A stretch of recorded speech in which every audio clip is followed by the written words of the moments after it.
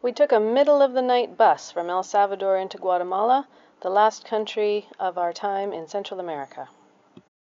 Here we are after a very early long travel day, border crossing from El Salvador and Antigua. This is the main arch, and this is one of the elaborately decorated churches that we saw. Antigua is also surrounded by huge volcanoes, some of them active. Here are some of them.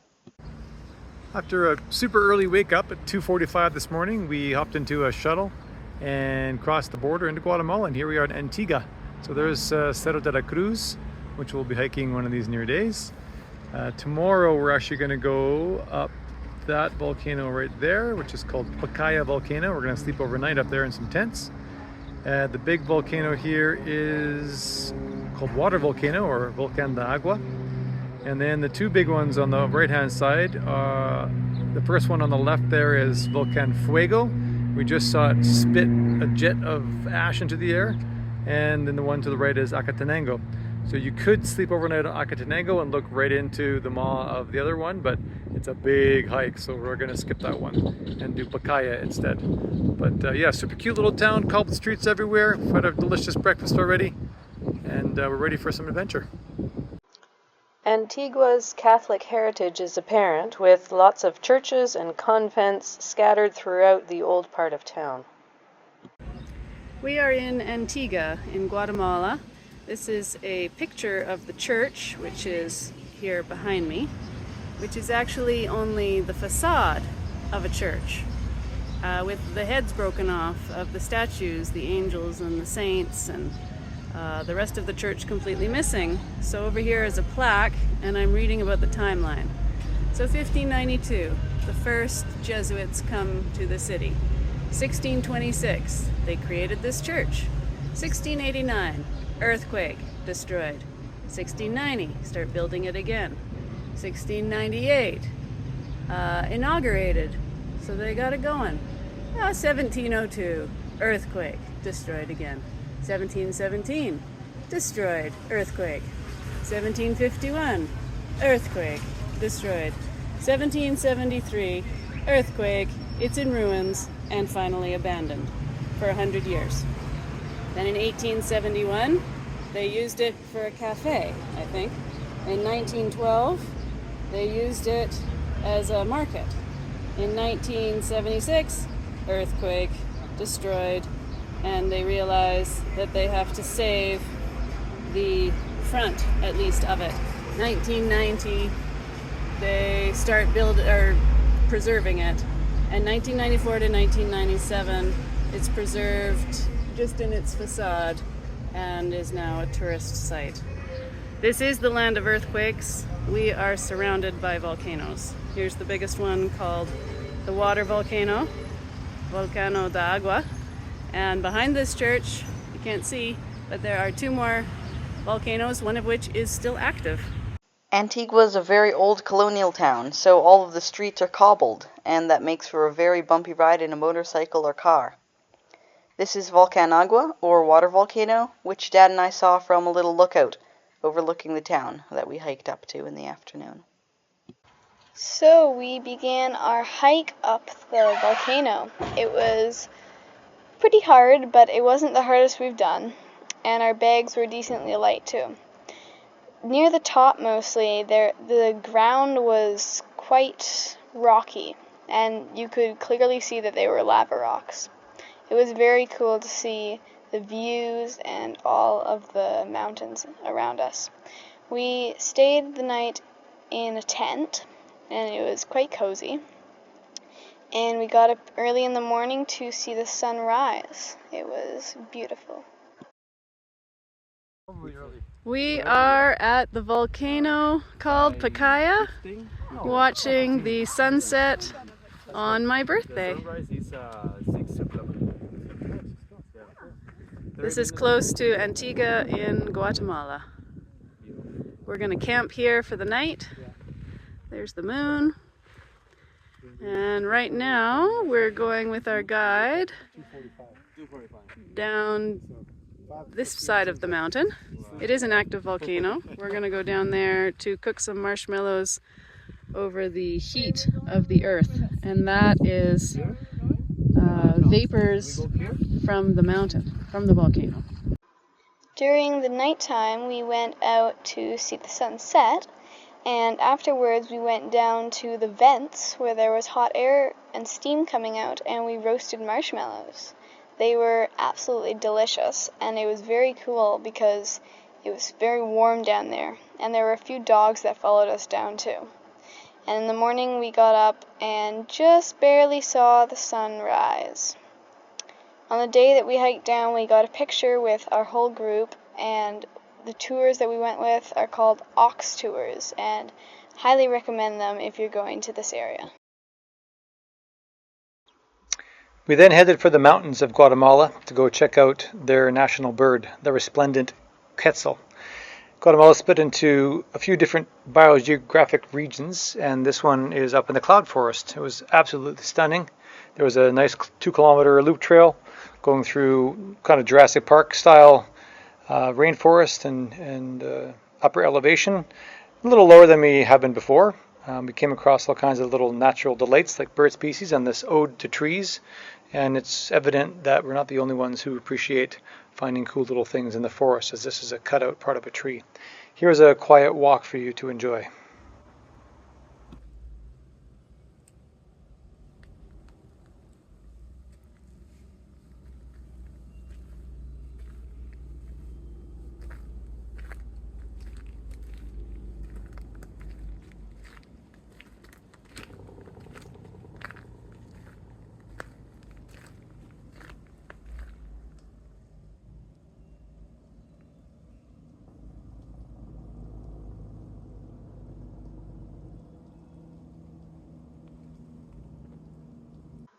For dinner in this little town, we went to a restaurant where there was minimal people, but there was a pig outside getting roasted.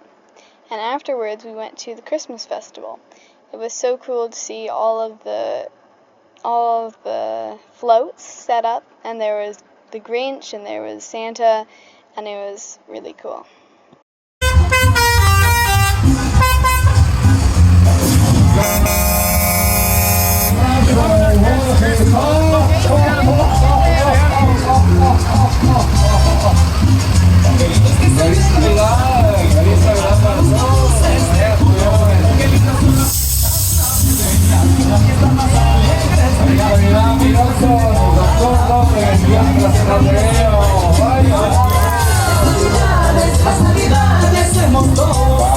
Famosos desde muchos años, ¡Feliz Navidad!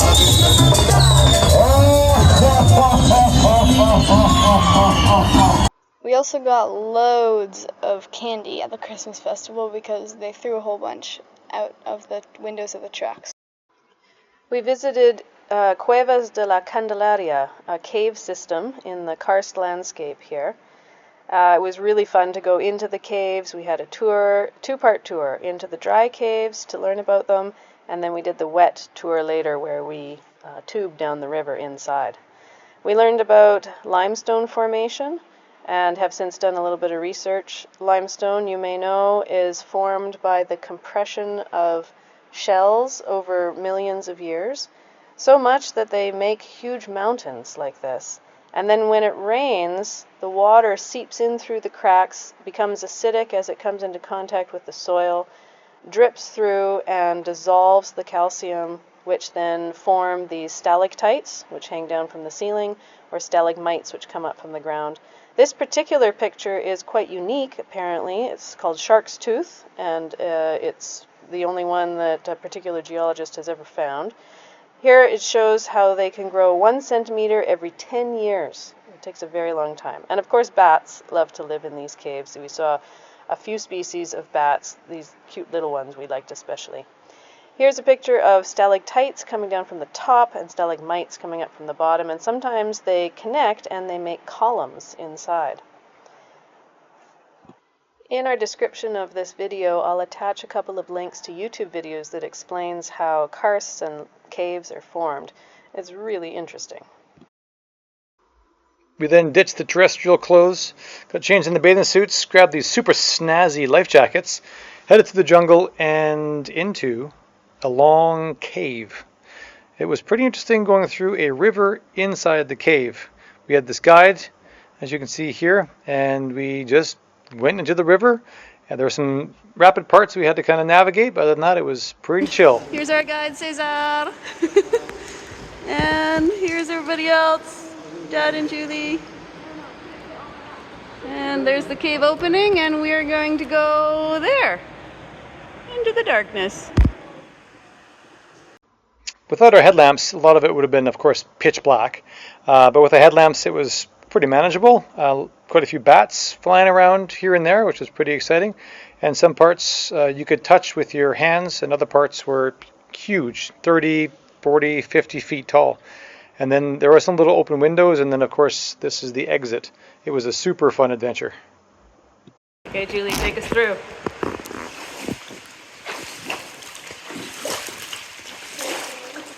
So cool. After organizing this great tour, this little family dropped us off on the side of a highway, and we caught a bus headed for the north area of Guatemala. Then we traveled north to the province or department of Petén in Guatemala so that we could get close to Tikal, which is one of the world's most important Mayan sites. When we were there in Flores, we discovered there was a food festival happening.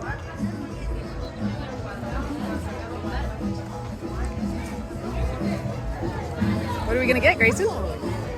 Sandwiches. Pork. It's a food festival. We are at Flores in Guatemala. Last night we were in Raxruja and there was a Christmas parade, and today we came to Flores and there just happens to be a street food festival here on the cute island part of Flores.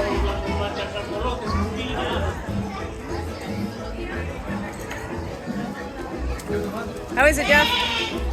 Jeff, how is it? Delicious. Yeah? Yeah. We started coming across little shops like this selling fireworks everywhere as we approached the Christmas season.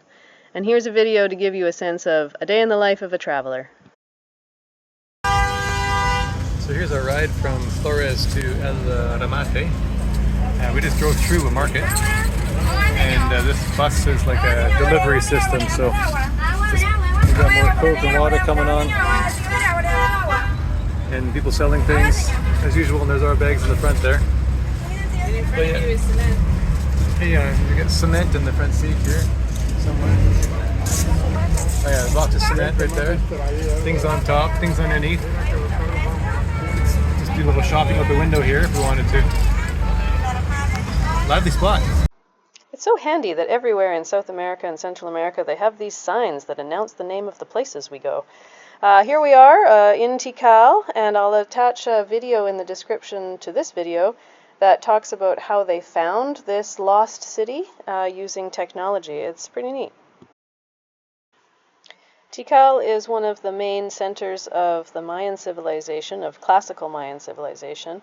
In this picture, each one of those little honeycomb things is one of the temple complexes, or cities, and Tikal is the one that's right above the word that says Guatemala.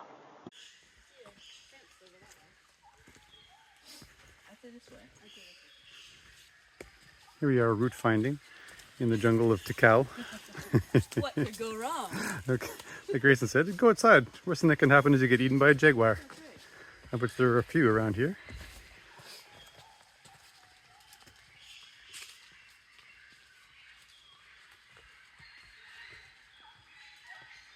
But yeah, it's a tropical lowland jungle up here in northern Guatemala. Okay, right now this is the Lost World Temple, and we're coming up and over the ridge to 7 temples. That's what it's called. And where are we? And we are at, where are we at? Tikal. Tikal, In Guatemala. in Guatemala. And why is Tikal important?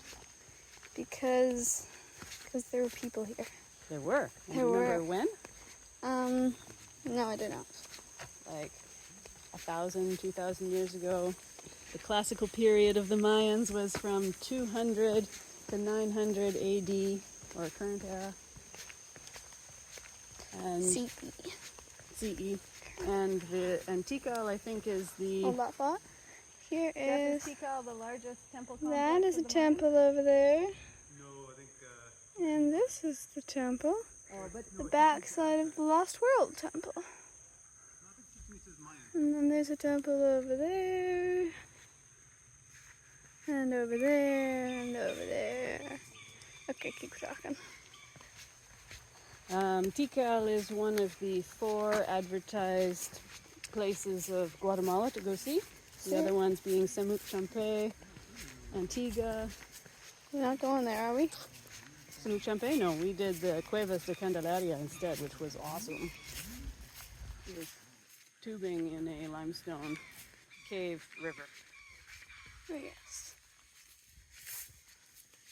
That's a pyramid But thing. Tikal is one of those must-see Mayan sites. Oh. Hey, look at that one. What's that? This looks like original construction, doesn't it? Yeah, it does. Ooh, there's little doorways. Yeah. You're in the doorways? I don't know. Heh. There's signs. Signs. Oh, there are no doorways. Haha, we came in. We came in the door. These are built with a very soft rock. We don't know if it's limestone or not, but it's very soft. And so the temple number 4, which is the biggest one we were at before, it has been reconstructed in some parts, but with the original stone or from the same quarry. So you can see that it is more like squared off. These rounded rocks must be the original ones because they're quite old looking. This is Temple 5 here? It's neat how they just rise up out of the jungle. Mm. So, boys, how are the birds? Amazing. Good? Lots of birds here. And we saw cool spider monkeys. Yeah. Yes. And heard howler In the monkeys. trees. We may have found a few mosquitoes as well. A few. I read a book once called The World Without Us by Alan Wiseman. It was about how nature will reclaim things that humans have built. It was really neat to see it in action here at Tikal. We'll walk while Dad does a video. So we're just kind of figuring out that some of these temples just were these kind of grassy hills after the 1500, 1800 years that they were built. We were wondering, how could this be a lost world? Because one of them was called that. But if you look in this hole in the side of this little hill, there is temple structure in there. And they're obviously still working on uncovering this one here. And then eventually they'll uncover something like that. So the forest does eat up whatever you leave behind in this part of the world, that's for sure. At Tikal, and looking at the structure, we're starting to be able to identify some timelines here. So of these stairs, it looks like the first 20 stairs have been redone with the same kind of rock because they're more rectangular. And then the top stairs look like the original because they're more rounded. Here you can see there's the central stair column, and then on the side there's 2 different types of tiers. These terraces are at different intervals than those terraces, and in between you can see how the land is reclaiming this human structure by the plants growing over top, and then when those plants die they create soil, and then more plants grow and it slowly turns into a hill. This is called the Lost World because it was covered in hills and forest until scientists discovered it. But we found another meaning of mundo perdido when we were wandering around the paths and couldn't find our way out. Well, here's a little visual puzzle. Behind those trees is a 180-foot tall Temple 3. This is the Tikal's final temple. Within 1 century of building this temple, this city was abandoned and the Mayan culture fell into history. It did so because of more natural reasons, not like other places, the Spanish conquistadors. It was more a problem of overpopulation, deforestation, political upheaval, etc. So here it is, Temple 3, the final one, finished in 810 AD. Get ready. You ready? Yep. he goes. Whoa! That's so good.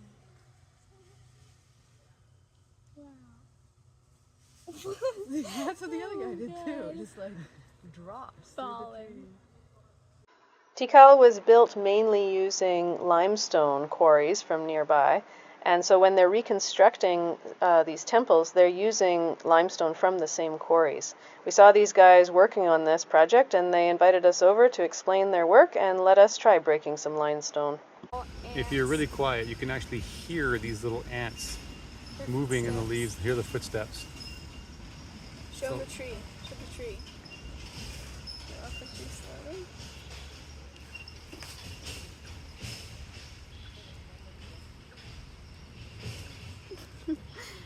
So many. It seemed a short stay in Guatemala. It was time to get on the plane and leave Central America, which was the end of our South America, Central America part of our trip. Here we are saying goodbye to this part of the world. We got to spend a couple of days in Vancouver on our way through to Indonesia and got to see some family and friends for an early Christmas. These 2 days of layover time in Vancouver were so nice. It was so nice to see some family and friends again. But it was also quite funny because we got to drink water out of the tap again after not doing that for a long time. And we got to feel cold again too, which was really weird for us because we'd been hot for a long time and then we walked right into the cold winter of Vancouver. We got to see our friends, which was really nice, and we got to see the cat, which was very nice too. We had a lot of snuggles with the little kitty. It was very grounding to see my aunt and uncle and my parents and my sister and her family and Jaren and Isla for a couple of days before we headed off on the Asian part of our trip.